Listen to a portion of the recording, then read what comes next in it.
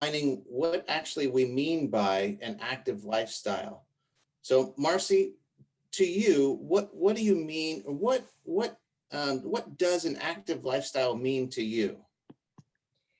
Hi, Chad. I just want to apologize to everybody that the reason my picture is up there is that I have the flu. So you don't want to see me right now, but I still wanted to participate. So I will do it with just my photo up there. But for me, an active lifestyle has physical, social, and emotional components to it. An active lifestyle means physically moving, whether that's attending PT or participating in Zoom classes or going for a walk. It also means focusing on my social and emotional well being by engaging in activities that have meaning, feed my soul, and give me pleasure. Um, it, it's important that it means not letting PD define me nor devour me. Because when you do get this diagnosis, it's easy to allow it to devour you. And so you do have to take a step back. It is simply a medical diagnosis. It is not who I am. I am still the wife, mother, friend, CPA, attorney, traveler, and full time volunteer that I was prior to my diagnosis. And being a full time volunteer is central to my identity and emotional well being. And I don't want to lose that part of myself to PD. When I'm volunteering, I can put my diagnosis aside and focus on the needs and concerns of others. PD may slow me down, but I do not allow it to stop me. I may have to make concessions for PD, but I don't allow it to control me. Great. And I'm sorry you have the flu. I really appreciate you jumping in, even so. Um, Stephen, what does an active lifestyle mean to you?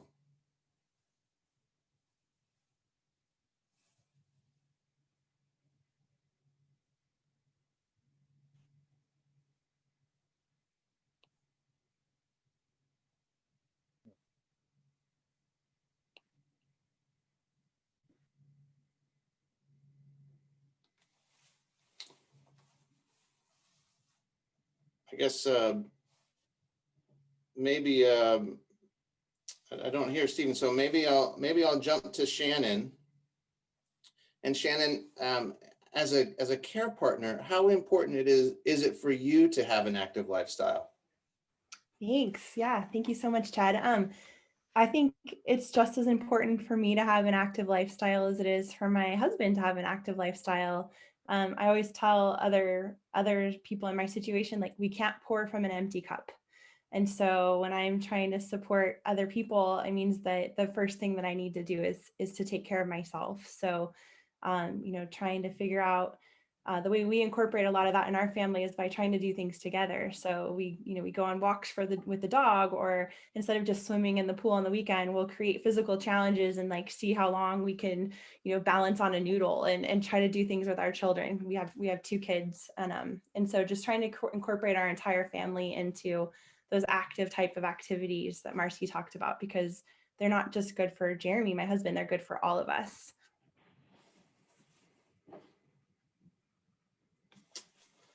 I love your shirt. That's a great shirt, Thanks. and so that's really that analogy of pouring from an empty cup. I haven't heard that before, but I think it's definitely true. So great way to think about it. Brad, what way is social engagement linked with an active lifestyle? Thanks, Chad. And I also liked what Shannon shared.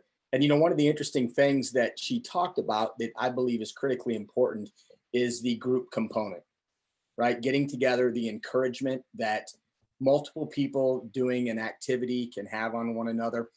The fact that the social support in order to help someone keep moving, right? And what we've seen now during this COVID crisis has been really dramatic in how it's affected everyone, whether you've got Parkinson's disease or not, right? We've had these lockdowns that have kept us, really away from our social support groups.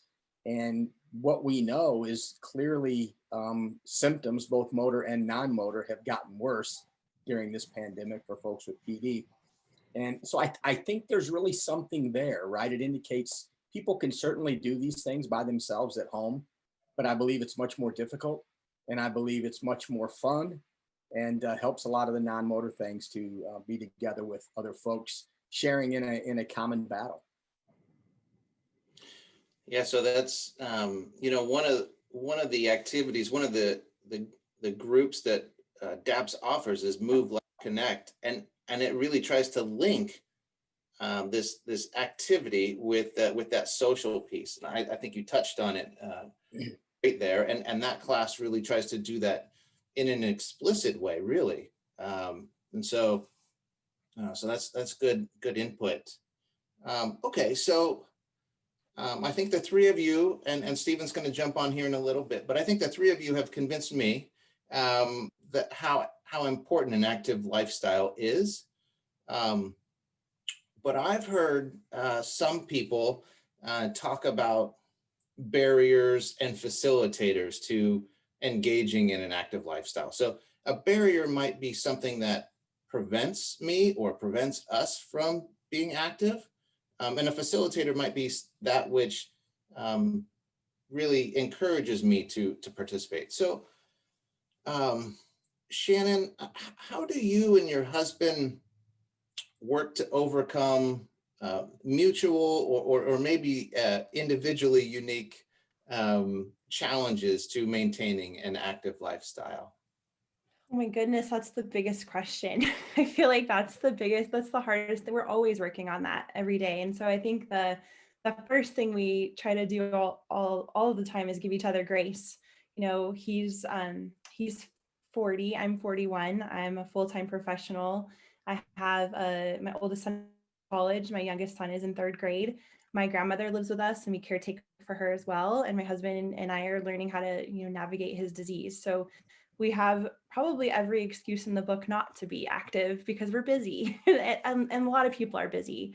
But I think what we have to do is, we wake up every day, and the great thing about a new day is it's a new opportunity to set a new goal. And so if yesterday didn't go exactly the way we wanted, or my Peloton that's sitting right next to me I didn't get on it, like today is a new opportunity for me to do that. And so we're always trying to just set new goals in the morning. We have breakfast, we talk about our goals for the day and what that looks like, and we try to incorporate movement in that.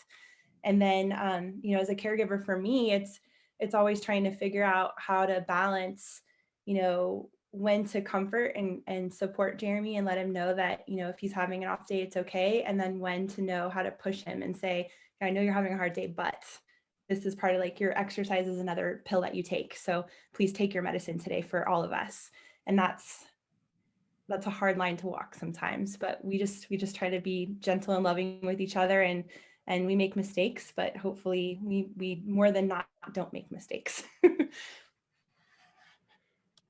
Yeah, that's really really good insight. So I'm hearing you say a couple of things there. One is the sort of the idea that each day is a new day, and maybe to have some goals for that day can maybe help can help overcome some of the barriers that you might encounter that day. But then at the end of the day, just understanding that not every day is going to be our best day, maybe, and so having grace with each other. Is that a fair summary of what you brought up? Definitely. Yeah, I think that's fair. Okay, good. Yeah, that's good. So Marcy, maybe if I can ask you a slightly different question here. How does, as opposed to taking it maybe one day at a time, how does being in the habit of being active encourage you to maintain a healthy lifestyle? When I first saw this question, the immediate thing I thought of was high school physics. And you might remember that Newton's first law of motion is often stated as an object at rest stays at rest, an object in motion stays in motion with the same speed and in the same direction unless acted upon by an unbalanced force. So for me, it's just important for me to schedule daily activities to make sure I am the object in motion. So whether that's going for a walk with my husband or participating in a PTA meeting via Zoom, I work to be engaged. Whether that's exercising physically or mentally or socially with other people. And when I do rest, I can relax because I've completed the activities I scheduled that day. I find I'm a morning person, and I know I've heard in talking to others with Parkinson's, um, many people say they have a harder time getting up in the morning. That's not me. I'm a morning person, so I hit the ground running before my energy flags. But knowing this, I have to schedule exercise classes and important meetings in the morning. Afternoons just need to be filled with quieter pursuits. And if I must have afternoon meetings or classes, I just have to know to build in some restful time prior to the activity. And kind of an example that back in the day when we could go to concerts, in February, we went to see the Eagles. Now I know when I go to do those things, I'm going to be up late and we'll be singing and clapping and cheering and whatever. I know I just have to build in some quiet time before. So I took a nap before we went to the concert. Now, did I like admitting that I have to take a nap in order to do that? No, but it's just making some concessions for PD and saying it's not going to stop me from enjoying this concert. I just have to do what I have to do to be able to enjoy it the way I used to. And that may mean just taking a nap.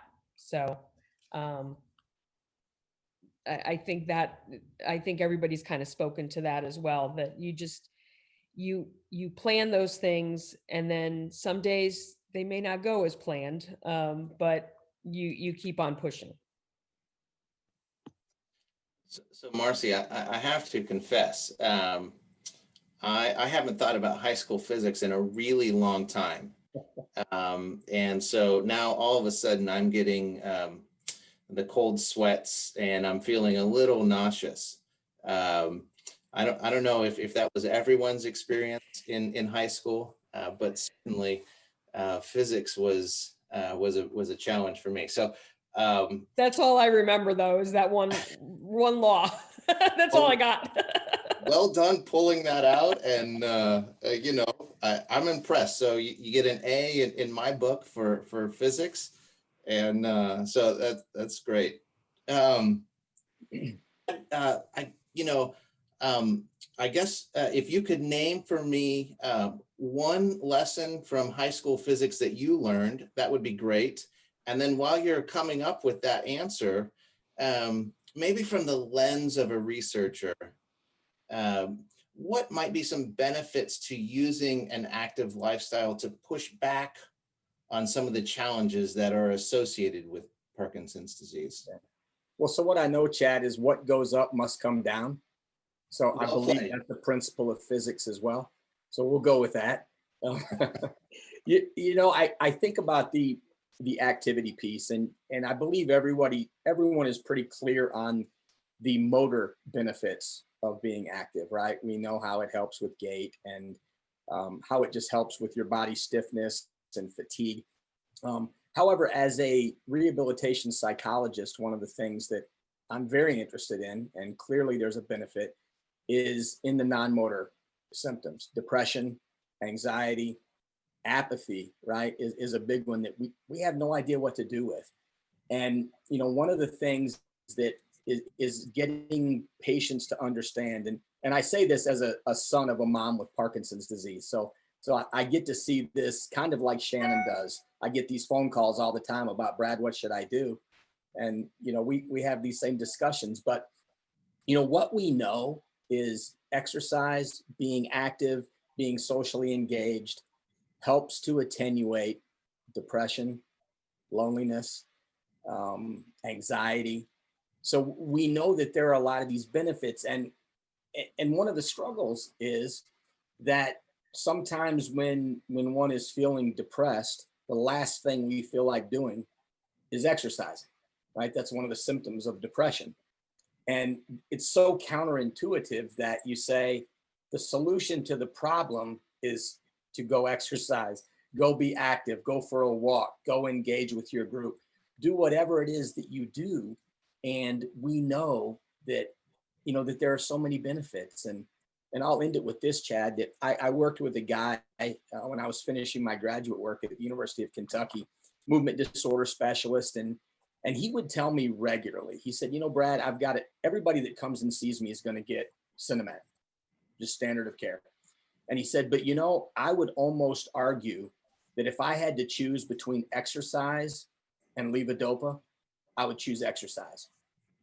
And that's pretty telling, right? For a movement disorder guy to put that much faith in the necessity of exercise.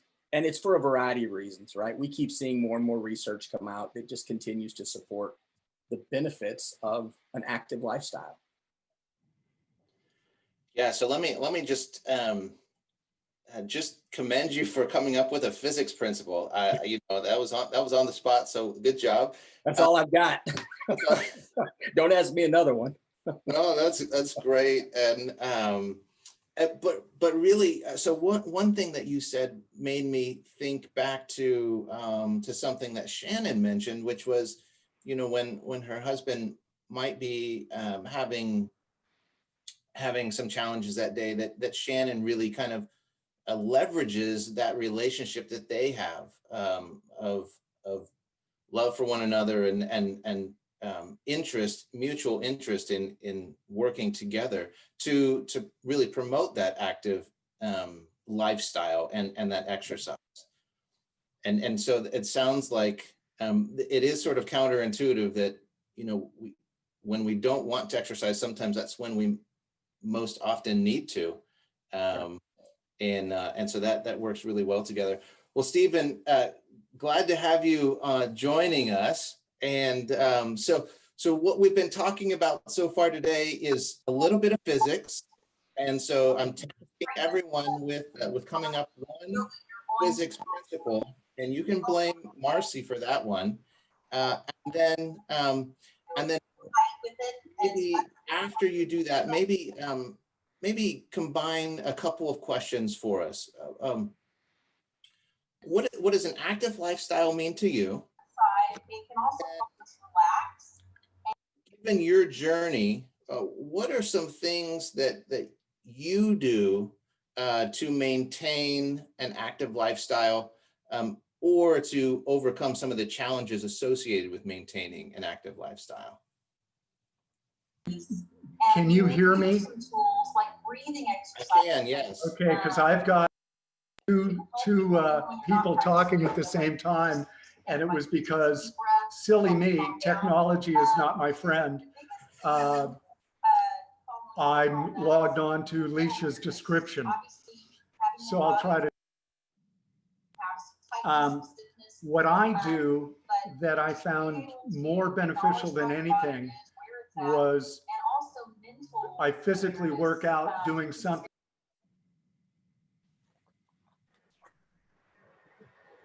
Hey, Stephen, we're having a hard time hearing you. So Stephen, if you can turn off the other noise, because we're having a hard time hearing you over the other voice. Are you able to mute the other noise you have coming on? Sorry about that. Yeah, we're still hearing that background noise. Yeah, that is Leisha on a different video.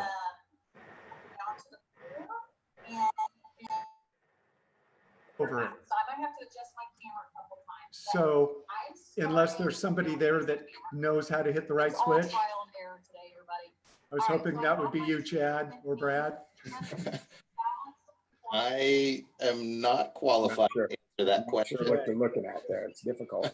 All right, well, Stephen, we're going to go ahead and move on to somebody else, and I'll try to call you and see if we can figure out the technical difficulty. So Chad, if you could move on to the next panelist, I'll call Stephen and see if we can work that out. Absolutely, absolutely. All right, so Stephen, we look forward to your answer to the physics test, and then also to an active lifestyle here in a little bit.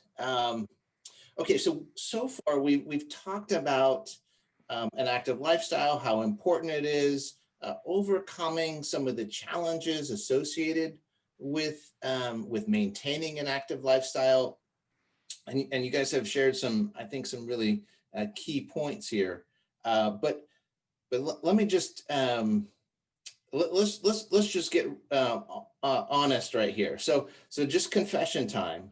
You know, on a scale of 1 to 10, where one is I'm really not actually very active. And 10 is I'm just crushing it. I have a wonderful active lifestyle. I do all the right things all the time. So where are you guys on that scale? And Brad, maybe what's your answer to that? Where are you on that scale? Well, I'm probably about a 7, Chad. And interesting that, like I said, I don't have Parkinson's. I don't have the excuse that my mom tells me when I talk to her on the phone, right?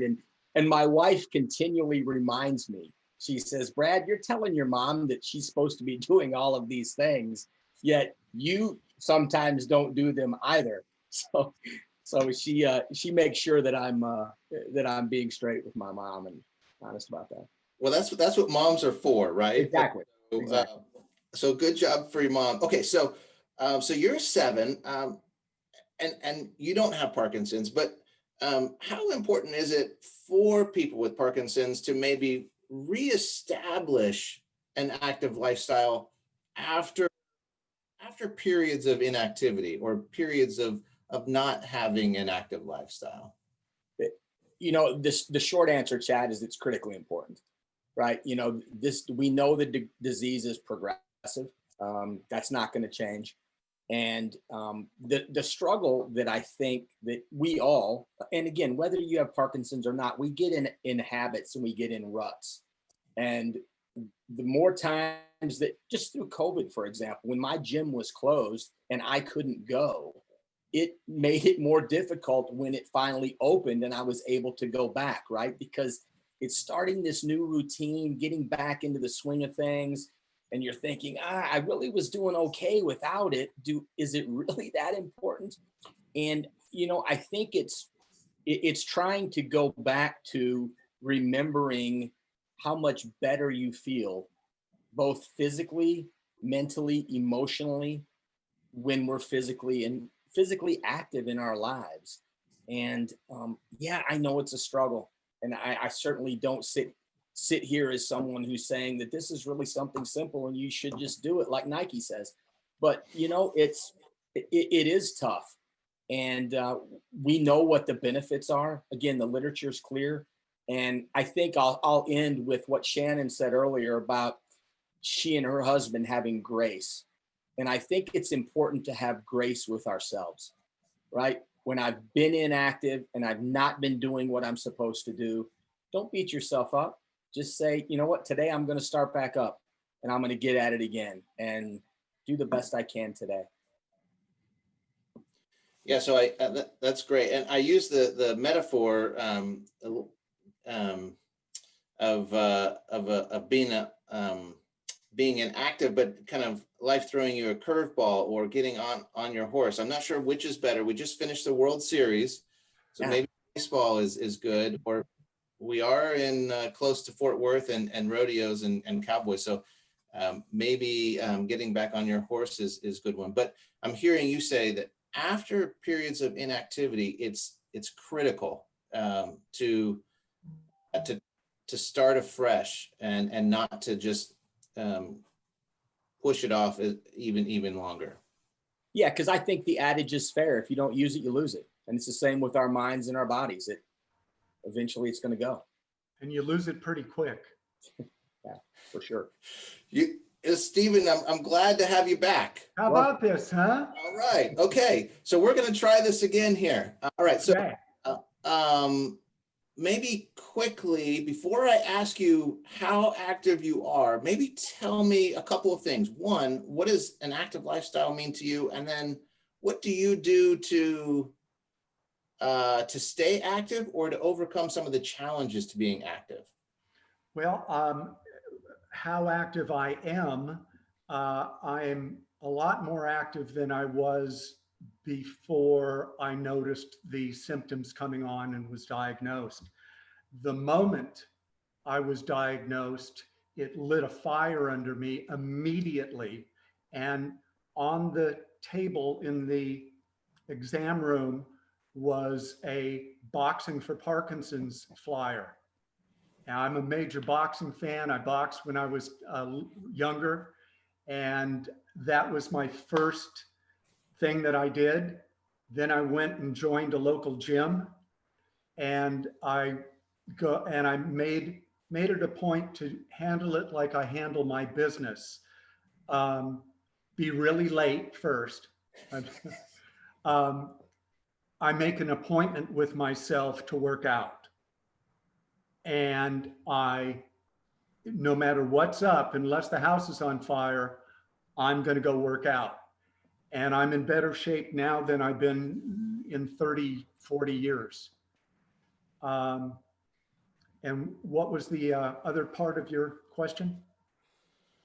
Yeah, so that's good. So actually, I'm hearing you say that you're more active today than you were before you had Parkinson's disease, because you took what for some is certainly disappointing news. You took that as a motivator, and that Absolutely. has really been I think you said it lit a fire under you, and so that's great. But even so, even having that as a motivator, you still are coming up with some strategies to stay active, right? So you make an appointment with yourself to work out, and so you're there's that there's some practical pieces there that you're doing to back up that underlying motivation. Yes, absolutely. And I learned All how right, to so shop on the outside of the grocery store. Do y'all know what that is? That's where all the healthy stuff is, on the back walls. So my diet is much better as well. and that's hugely important. Okay, so so now I'm going to ask you to rate yourself on this scale of 0 to 10. 0 being gosh, I'm just not active at all, and 10 being I'm crushing it. I'm really have an active lifestyle, and so you've not quantified it yet, but you've put yourself kind of on that upper scale, maybe by saying you're more active than you were. But if you would just give me a number, how active on that scale are you? I would say 9. Okay. And I always feel that I can do more, but I don't want to overtrain certain things that I'm doing as well. Okay. So, yeah. So I didn't mean to cut you off, but if you, so that idea of not wanting to overtrain, but there are some areas that you can make up ground. How do you approach sort of reestablishing an active lifestyle? Maybe after periods, however brief they may be, of being inactive. Maybe when life throws you a curveball with a pandemic or something else, right? So how do you reestablish an active lifestyle? I'm in a business, and I'm fortunate enough to still be working full time, and I'm in a business where you learn the basics and you keep up with what's new. And I did a lot of research, a lot of research. So did everybody in my family. And I'm sure that's probably common in the Parkinson's Society. But how did I establish? Yeah. I took that flyer and I called Mike over at the gym, and then he said, you know, we do yoga and we do this and that too. And I said, well, that's great, but that'll interfere with my weightlifting at the gym. So if there was something that I wasn't doing, I'm trying to figure out a way to do it. Active lifestyle, as in work, I am now delegating. in my business, so that gives me more freedom to take care of myself. Cognitive issues I haven't got a handle on yet. I'm having an issue with that. Okay. So I'm learning to, if somebody says, can you write me a check? I said, you don't have that long. I'll just go ahead and PayPal you. And Well, I the don't mean people, to make light of it, but I try to make light of my situation because I feel real lucky. I have family that my sister-in-law has Alzheimer's. My brother's got degenerative discs, 2 brothers with cancer, and all I have is Parkinson's, and I can live with that. And I can do something about that. So I may have given you more information than you wanted. no, this is great. This is great. But I am going to ask Marcy. Okay, Marcy, where are you on that scale? How active are you? Well, I would like to tell you I'm a 10, but that's a lie. Okay. So That's I would fair. say a 7. Okay, so I, you're 7. You're a full-time community volunteer. So I guess what I'd like to ask you then maybe is there such a thing as too active? And then how do you balance the difference between being active in a lifestyle versus being just busy? yeah, and I guilty as charged of all of those things, to be honest Okay. with you, but busy is defined as having a lot to do. But synonyms for active mean full of energy and spirit, lively and brisk. So I think balancing active with being busy means focusing on what is important to me. Am I doing things to please others, but it is zapping me of energy? Am I doing what I want to do or what I think I should be doing? And being active involves focusing on what has meaning for me, what gives me pleasure, what feeds my soul, what helps me manage PD so I can be at my best. So that again is the exercising, which, and again, why I gave myself the 7. I wish I could tell you that exercise just comes easily to me. It never really has my whole life. It's not like I sat there. I'm one of those people that wanted to exercise all the time. I did not. At various times in my life, like when I was in college, we had a house at the beach.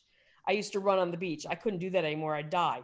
But and I'm not as disciplined as I'd like to be. Like my husband goes to Tribe Wellness. He does not have Parkinson's. He takes boxing from Dr. Mike. Just when I would go with Aaron to do my physical therapy, he's on the other side doing boxing. He is so disciplined, and I wish I was like him, but I'm not. So I have to kind of balance those things. But there is such a thing as being too active. I have to pace myself now. My biggest PD symptom is fatigue. That's the thing I find the most challenging. And if I'm overscheduled, the fatigue can become just overwhelming to me. I mean, it literally can like consume me. My mother-in-law always said the dust never settles on Marcy. So I have to accept the fact that the dust sometimes settles now. And I just have to accept that. It doesn't mean I can't do the things I want to do. I just have to take that into account and learn to manage it. I am much better at knowing my limitations and saying no. And I structure my days so that I can accomplish my goals without pushing myself too far. And I think each person just needs to define an active lifestyle for themselves. Kind of what Shannon said, balancing all the roles we have to play. And, she said, obviously with being a mom of a older child and a much younger child, having a husband with PD, taking care of a grandmother, you have to balance all those roles and their importance in your lives, and balancing those obligations and responsibilities with what brings us joy and helps manage our PD. And, I think each person needs to figure that out for themselves, whatever that balance is. There's no perfect answer to that. But I think everybody does just need to get up and get moving. That's probably the biggest thing. Yeah, well said. And you know, I think it's okay that the dust settles on you sometimes. It is okay to take a break. But I think the encouraging part is that we do need to be active, and we maybe don't need to be a 10 on that scale, but we do want to be engaged in an active lifestyle. So Shannon, I'm gonna ask you, how active are you on that scale? Yeah, I mean, I think I'll probably just be super honest and say I think I'm probably a 6 right now. Like I'm probably I'll be the low man on the scale today. But I think yeah, I think I'm a 6. And I think, this year's been interesting for us, not just from a COVID perspective. You talked a lot earlier about, how do you pick up activity after having an absence of that? And Jeremy and I really experienced that earlier this year, or well, it was actually a year ago. He had DBS surgery. And so the process of recovering from deep brain stimulation surgery was quite a bit. And all the habits that we had built, like we would get up and we would work out and we would do all of that, just came to like this huge stop. And I was like, whoa, we've got to get him better. And his recovery went well. He had a perfect experience, but it did change like what we were used to doing. And so we had to figure out, like, I learned really quickly. I put a whiteboard on the wall next to where our Peloton bike is, and we each have a chart. And so, we set the days that we're going to work out on that bike and we visibly mark it off. And if you haven't put your X up, you kind of get to razz the other one, like, hey, where's your X today? Or if you walk by and you see the person sweating, then you can walk by and give them a thumbs up. So we're trying to like create some visible cues to get ourselves rehabituated to the process of that. And then if you add in virtual school, and Jeremy's doing virtual teaching with our third grader, and he's like, I forgot about fractions. Like, why do we ever need these? There's just a lot of reasons to be interrupted. But I think it's just giving yourself that permission to like, it's okay, we're not perfect, but we're going to do everything we can to make it better. And so let's support each other. Yeah, that's great. So I'm curious, with the kids, how do they support your husband and trying to maintain a healthy lifestyle? Are they razzing him as well by not having an X on the board? Or are they giving thumbs up? What's that look like? Yeah, so we have two different experiences. Like I said, my oldest is in college, and so he'll often text dad and be like, hey dad, did you work out today? Hey dad, I ran a mile today. Did you go for a walk today? Like he'll sort of be an accountability partner with him, which is great. And then our little one is just he just knows, like, it's part of taking care of ourselves. The way we take care of our body is part of our health. And so we've just sort of taught him to encourage that. And so when we say like, oh, it's time for dad to ride the bike, or it's time for dad to do yoga, if it's yoga time, he'll get down on the floor and do yoga with him, or he'll just be like, okay, I'll go read a book while dad's riding his bike. So we're just trying to teaching him to respect and honor that physical activity. And the great thing that we didn't really think about, but that's happening, is now Jeremy and I are becoming a model of that behavior for our child, and he's starting to adopt those things too. And so, and that's like the best thing we can ask for. Yeah, that's great. That's great.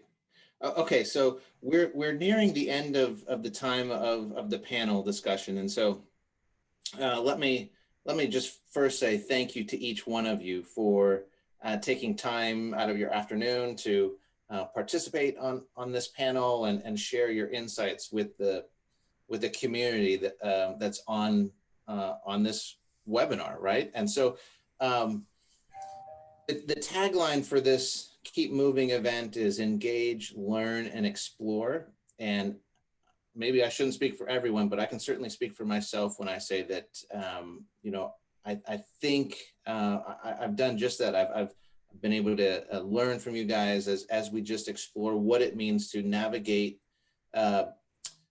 Parkinson's disease challenges with an active lifestyle. So thank you to each one of you. I'd be remiss if I didn't just ask for each of you maybe to give kind of a parting shot, right? Just some kind of a final piece of advice or last little bit of insight. So Maybe Shannon, maybe I'll start with you and any parting thoughts here. I would just say that I know, 6 years ago when Jeremy first got diagnosed and he was 34 years old, we didn't even know that someone that age could get Parkinson's. We didn't even know that was a thing.